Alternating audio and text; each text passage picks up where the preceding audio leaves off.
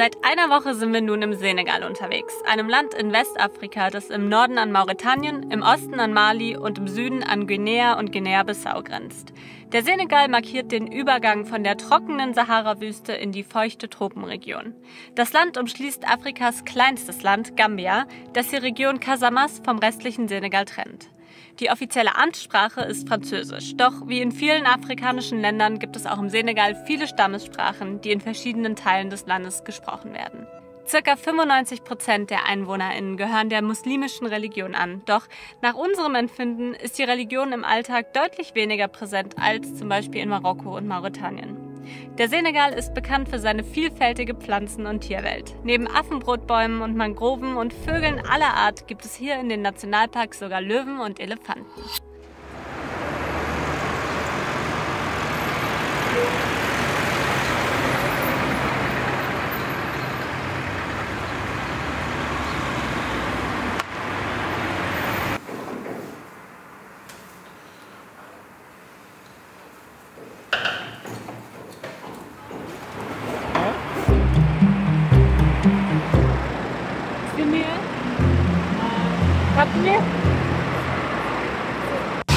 Bonjour.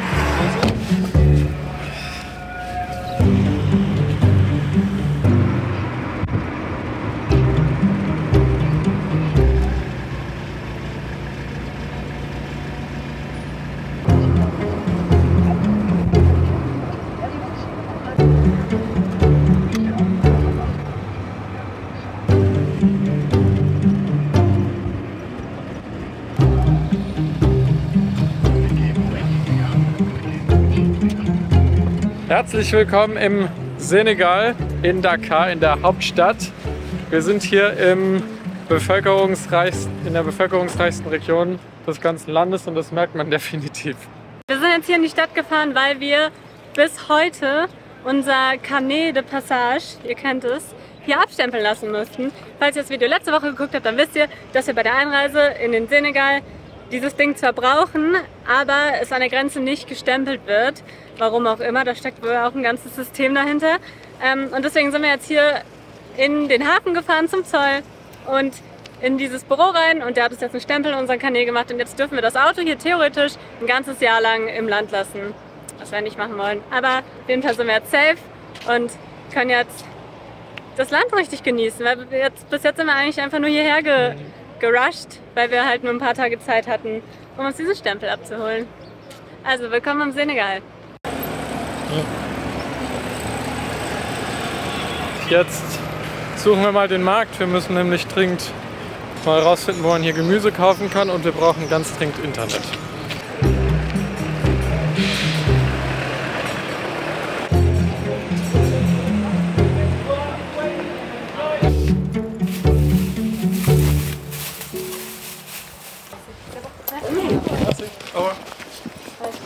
Okay, Tofu im Senegal gefunden.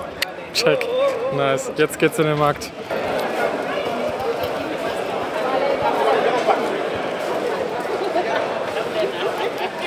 Hier ist die Fischecke, wir gehen lieber in die Gemüseecke.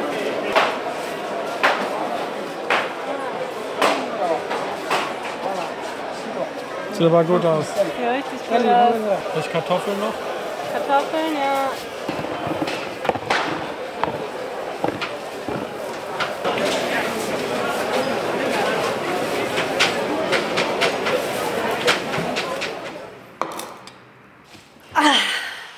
Wir haben uns über Silvester ein Airbnb gemietet, mitten in Dakar und verbringen da jetzt 5 Nächte, um uns einerseits um Sachen zu kümmern wie dieses Carnet, aber um auch mal wieder zu waschen und dieses ganze Zeug zu erledigen. Und ich muss sagen, ich genieße das gerade schon, hier so einen Rückzugsort zu haben, abseits von dem ganzen Trubel. Ja, jetzt hat Merlin uns gerade hier eine Reispfanne gemacht mit Tofu. Mit dem Tofu aus dem Asia-Shop, Supermarkt, den wir gefunden haben. Mega geil. Ja.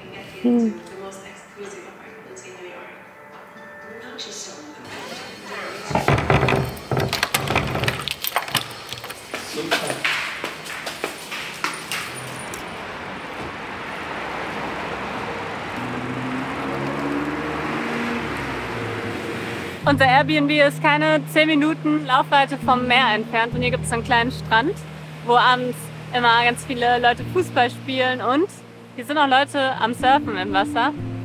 Und Merlin stürzt sich jetzt auch mal in die Fluten. Sieht aus, als wäre es ein ganz guter Spot. Die Wellen sind nicht zu stark, aber für den Anfänger glaube ich genau richtig.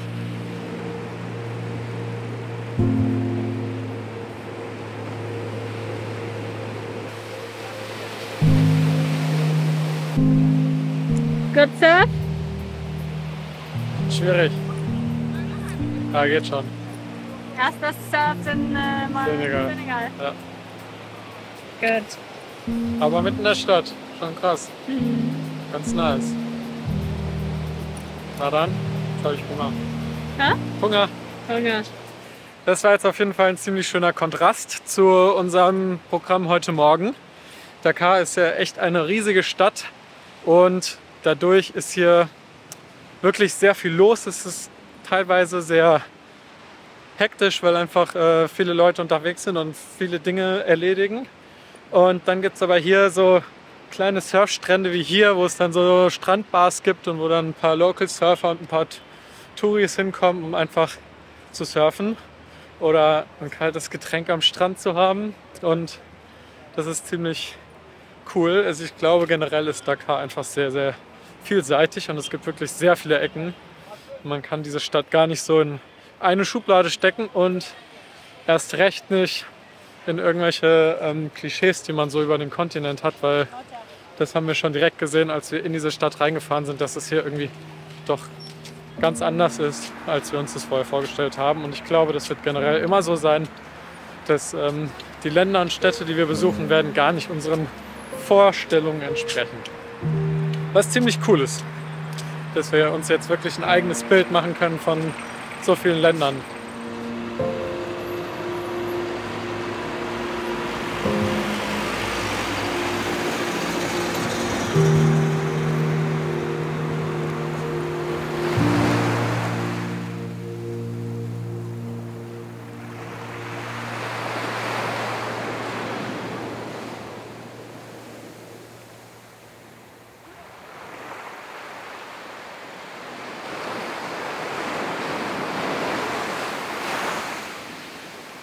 Nachdem wir jetzt 5 Tage lang in Dakar in der Großstadt verbracht haben, sind wir endlich wieder hier am Meer. Wir sind jetzt etwas weiter südlich von Dakar und haben hier diesen richtig schönen Platz gefunden in der Natur und das tut einfach richtig gut. Wir haben wirklich gemerkt, dass wir uns hier in der Natur einfach am wohlsten fühlen. Gerade nach dem Stadttrubel ist das wirklich eine sehr schöne Erholung. Ein richtiger Szenenwechsel. Ja. Einmal komplett umgekehrt. I'm happy. Wir haben uns jetzt mal unser Camp hier aufgebaut und uns hingesetzt und wollen uns jetzt einen Plan machen. Ihr wisst ja, wir sind nicht unbedingt die Art von Mensch, die sehr gerne immer alles schon geplant hat und genau weiß, was als nächstes kommt. Aber für diese Reise werden wir jetzt mehr oder weniger ein bisschen dazu gezwungen, uns einfach schon frühzeitig mit den nächsten Schritten auseinanderzusetzen, weil sonst funktioniert diese Reise einfach nicht. Die Challenge, die wir hier auf unserem Trip durch Westafrika haben, ist, dass es sehr, sehr viele Länder gibt, die wir durchqueren müssen. Und das ist etwas anders als in Europa. Man braucht hier eigentlich für jedes Land ein Visum. Und vor allem braucht man für die meisten Länder das Visum schon im Voraus und muss das in einer Botschaft besorgen. Und die gibt es meistens in den Hauptstädten. Das heißt, wir müssen uns jetzt mal überlegen, in welche Länder wir als nächstes wollen und müssen dann auch überlegen, inwiefern es Sinn macht, schon weitere Visa zu sammeln, dass wir nicht in jedem Land in die Hauptstadt rennen müssen, weil das wirklich immer ein größerer Prozess ist. Und die andere Challenge, die sich dabei aber ergibt, ist, dass man für manche Länder einen bestimmten Zeitraum angeben muss oder dass in manchen Ländern das Visum quasi ab dem Tag losgeht, ab dem man das quasi dann ausgehändigt bekommt. Was von uns dann wieder verlangt, dass wir uns jetzt überlegen, wann ungefähr wir in welchem Land sein wollen. Basically.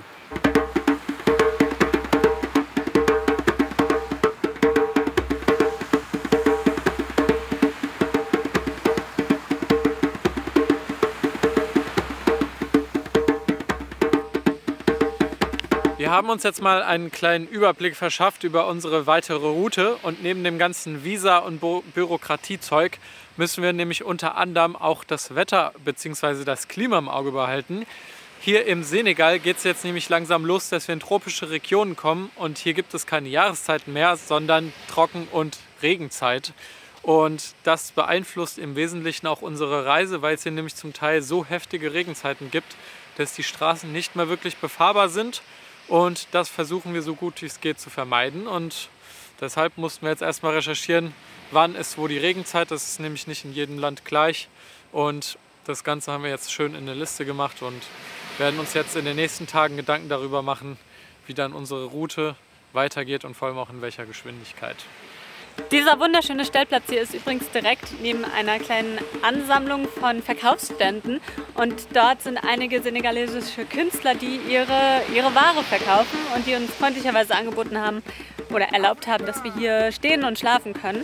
Und wir schauen uns das Ganze jetzt nochmal an. Wir haben übrigens selber gestern auch schon was hier gekauft.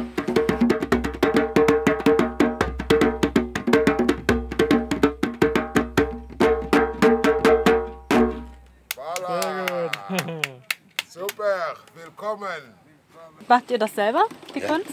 Ihr stellt das selber her? Ja, ich bin selber zu Hause. Okay, mit dem Schnitzen? Ja, mit Messen, ja. Mit Messen. Oh, die Holz, das kommt aus Casamance. Weil, weißt du, in Casamance, dort ist die Seite, die grünste Seite von Senegal. Ja. Und dort, von der Seite können wir auch gute Holz kriegen. Aber Holz kommt aus Casamance. Die Holz kommt aus Casamance, weil dort gibt es die gute Holz wachsen in Nordseite.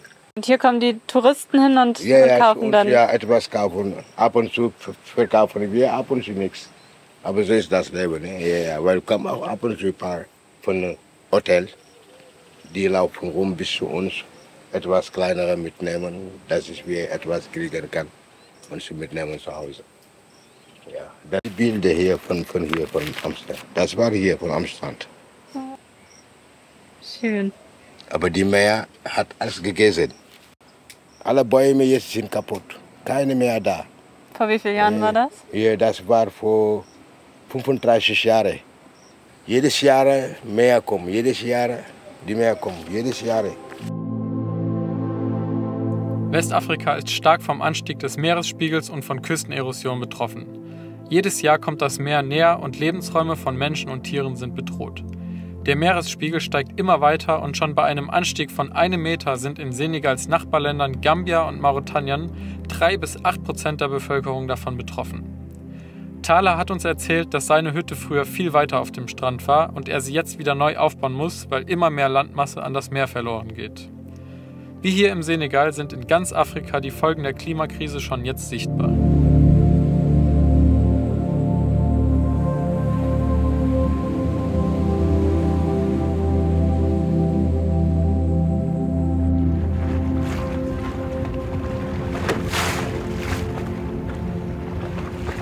Wir sind jetzt hier auf einer Pirogue, einem von den traditionellen Fischerbooten hier im Senegal und befinden uns auf dem Weg in das Flussdelta und fahren jetzt hier zwischen den Mangroven durch. Ins Saloum-Delta heißt das. Saloum-Delta und es wird bestimmt eine ziemlich gute Erfahrung. Aber hierher zu kommen war schon mal ganz schön crazy. Ja. Da zwischen den ganzen Autos durch und dann haben wir uns jetzt irgendwo da auf diesen Marktplatz gestellt. Yeah, we parking here? Yes, we park the car here. Park da hinten und zahlen 500. Uiuiui. Da haben wir jetzt hier einen Guide gebucht und haben jetzt hier eine Halbtagestour, keine Ahnung wie lange wir jetzt unterwegs sind. Also 2–3 Stunden. Ja. Aber das wird bestimmt cool. Ne, Lotti?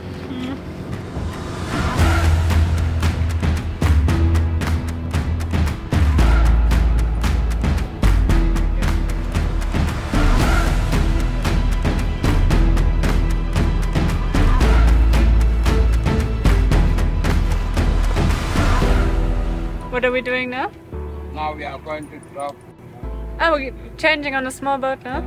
Okay.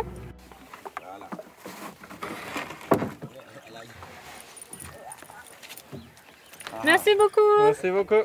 Au revoir. Okay, um jetzt zu unserem kleineren Boot zu kommen, laufen wir gerade einmal hier durch diesen Ort, der hier auf der Insel ist. Und sind jetzt hier gerade durch die Schule gekommen. Und die Kinder sind hier gerade im Unterricht. Und jetzt sind wir hier so mittendrin im Dorfalltag. Und dürfen uns gerade mal kurz in die Klasse stellen und Hallo sagen. Und alle Kinder stehen so direkt auf, das ist richtig. Ja, und wir haben hier noch den Hund mit dabei. Ja, das ist spannend. These ones are learning French, you know. Oh, okay. These are the smaller ones. Also wenn ich das jetzt richtig verstanden habe, ist hier quasi 6 Jahre Grundschule und danach gehen die Kinder noch 4 Jahre in die weiterführende Schule. Da kommen Ziegen. Und dann sind sie, wenn sie 18 sind, sind sie quasi fertig damit und dann könnten sie weiter in die Uni gehen, aber die gibt es halt nicht hier auf der Insel, sondern nur in Dakar und in Bur und so weiter in den großen Städten. Und ich glaube nicht, dass jeder Mensch hier die Chance hat, zur Uni zu gehen. Aber genau, so sieht's aus. Und wir kriegen jetzt hier gerade voll die Dorfführung. Jetzt sind wir nämlich im Krankenhaus. That's the hospital we can visit. Okay. You know, the bridge now get a problem. Ah, Yes, but we have to take it like here. The boat is here. Ja, also ich habe noch nicht so ganz verstanden, warum wir jetzt hier über die Insel laufen, aber ich glaube, dass wir halt auf der anderen Seite der Insel wieder in ein Boot steigen. Und jetzt müssen wir hier, um über die Insel zu kommen, einmal so ein kleines Gewässer durchqueren. weil die Brücke nicht mehr existiert. Und es gab immer eine Brücke, aber jetzt nicht mehr. So, er hat sich auch extra vergewissert, dass es hier keine Krokodile gibt. Ja, hier gibt es halt Krokodile theoretisch, aber, Ja, aber nicht hier, weil das Salzwasser aber es ist. gibt auch Salzwasserkrokodile. Aber nicht hier. Okay. Auf jeden Fall cool. Wir dachten, wir haben eine Bootstour gebucht und fahren irgendwie ein paar Stunden hier durch dieses Delta und jetzt kriegen wir hier voll den Einblick oder einen kleinen Einblick zumindest in das Leben hier und können uns das alles mal anschauen. Das ist richtig schön. Und hier laufen wir jetzt durch die Mangroven, oder? Ja.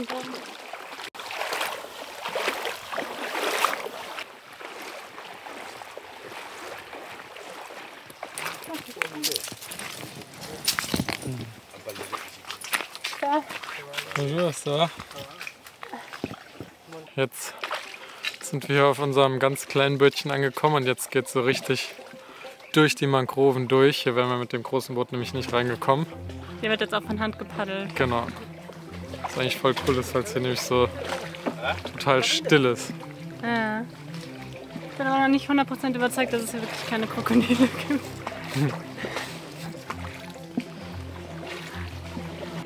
Das Saloum-Delta zeichnet sich vor allem durch seine Mangroven aus. Und anders als ich bis jetzt angenommen habe, handelt es sich hierbei nicht um eine bestimmte Pflanzenart, sondern vielmehr um ein ganzes Ökosystem. Die Mangroven bilden ein Ökosystem aus verschiedenen Pflanzen- und Baumarten, die alle eine Gemeinsamkeit haben. Und zwar können sie an der Küste gedeihen und haben kein Problem mit Salzwasser und mit immer wechselnden Gezeiten. Die einzige Voraussetzung ist, dass die Wassertemperatur bei um die 20 Grad liegt. Das heißt, man findet die Mangrovenwälder vor allem in der tropischen und subtropischen Region, wie hier im Senegal.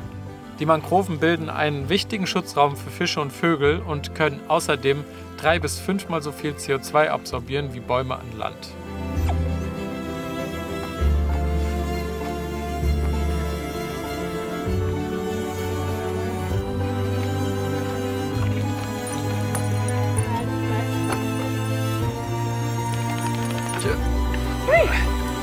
Merci. Okay, zurück auf einem größeren Boot. Das war abenteuerlich. Es war nämlich so klein, dass das die ganze Zeit so voll von links nach rechts geschwankt ist. Und ich hatte ein bisschen Angst, dass wir reinfallen. Ja. Aber es war trotzdem cool. Wir sind so richtig nah an diesen Mangroven vorbeigefahren. Also wir kriegen hier die volle Experience. Lotta. We get about 28 villages inside, you know, different ones. 20 villages. 28. 28? Yeah. Wow. Okay, just like the one that we visited. Yes, there are many inside, you know. Are there many people fishing here? Yeah. All people there in the village, almost 3/4 of them are fishermen. Because here we get only fishing, you know. So people eat a lot of fish every day? Yeah. Fit maybe meat twice in a week. But fish every day. Every day. And there's many fish here? Yeah, there are many fish here. Okay. I can tell you, every compound gets a boat. Every compound gets a boat here. So everybody will go to fishing.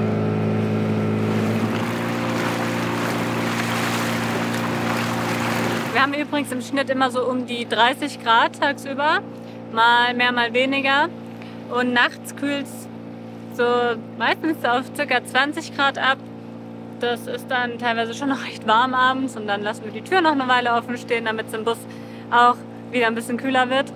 Seit ein paar Tagen ist jetzt aber relativ bewölkt, jeden Tag. Also wir hatten jetzt relativ lange nicht mehr so richtig die Sonne da, was einerseits sehr angenehm ist, weil dadurch sind 30 Grad auf einmal viel, viel besser auszuhalten, wenn die Sonne nicht knallt. Andererseits fühlt sich das auch so ein bisschen, ja, es ist irgendwie so ein bisschen komische Stimmung dadurch, weil es einfach wirklich den ganzen Tag grau ist. Und erst hatte ich irgendwie gedacht, dass vielleicht die Regenzeit hier anfängt, aber dann haben wir nochmal nachgeschaut und das ist noch lange nicht so weit. Hier soll es erst ab Mai regnen, also so von Mai bis August ist hier wohl die Regenzeit. Aber das ist wohl normal, dass es im Winter, in den kälteren Monaten, also Dezember, Januar, Februar, hier einfach nicht ganz so sonnig und warm ist wie in den Sommermonaten.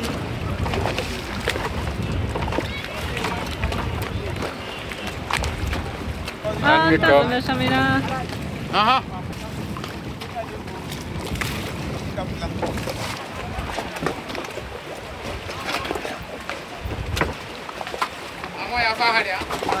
Okay.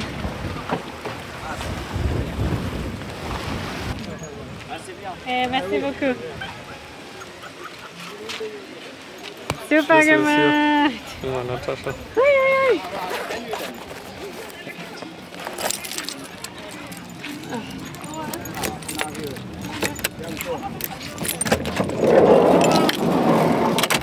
Unser Guide Alas hat uns jetzt gerade noch auf einen Tee eingeladen. Wir sitzen jetzt hier gegenüber von seinem Shop, wo er seine Sachen verkauft. Also er gibt wohl teilweise Bootstouren, aber hat dann hier auch noch so einen kleinen Verkaufsstand, wo es Klamotten gibt und Schmuck und alles Mögliche. Und jetzt hat er gerade Merlin ein paar Wörter in Wolof beigebracht. Das ist die lokale Sprache hier. Aber ich glaube, du hast schon wieder alles vergessen. Hallo heißt Nangadeng. Nangadev.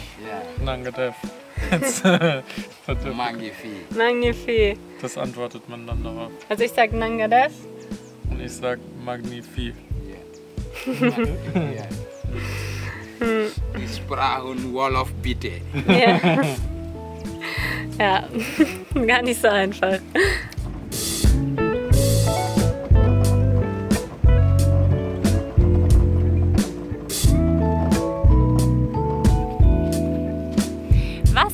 Tag. Wir haben jetzt hier einen schönen Platz am Strand gefunden und ich bin froh, dass wir heute diese Tour gemacht haben und ich könnte mir vorstellen, dass wir solche Angebote auf dieser Reise über den afrikanischen Kontinent häufiger mal in Anspruch nehmen werden, weil es erstens eine coole Möglichkeit ist, um das Land besser kennenzulernen, um mit Leuten in Kontakt zu kommen, um sich bestimmte Gegenden genauer anzuschauen und zweitens ist es auch ein schöner Weg, um etwas Geld im Land zu lassen und um sicherzugehen, dass auch etwas von dem Geld, was wir in diesem Land ausgeben, wirklich bei den Locals selber ankommt.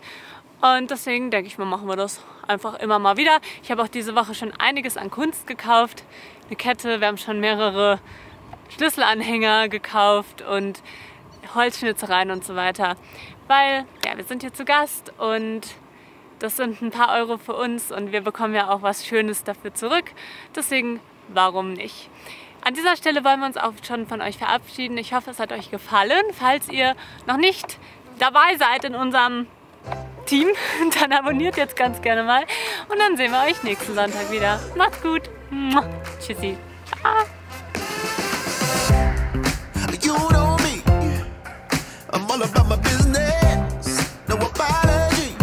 Nachdem wir jetzt 5 Tage lang in Dakar in der Großstadt verbracht haben. Warte, ich habe mich reingesneakt. Oh. Lotta ist das Esel, richtig ab. Ja, ich weiß. Lotta hasst Esel. Lotta hasst Esel. Hier geblieben. I'm feeling good.